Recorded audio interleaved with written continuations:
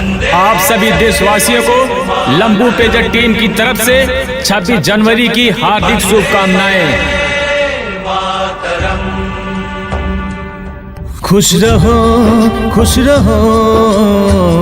अहले वतन, हम अपना फर्ज निभा के चले, कभी बुझने ना देना उस आगे को, आगे सीने में जो हम लगा के चले।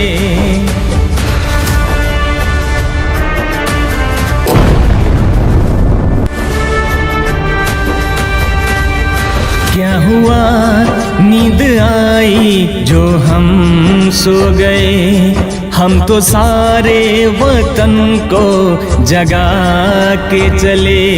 याद आए हमारी तो रोना नहीं,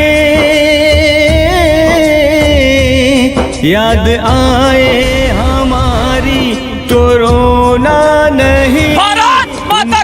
आजादी का रंग लगा के चले, तुमको आजादी का रंग लगा के चले, तुमको आजादी का रंग लगा के चले। जय हिंद, वंदे मातरम।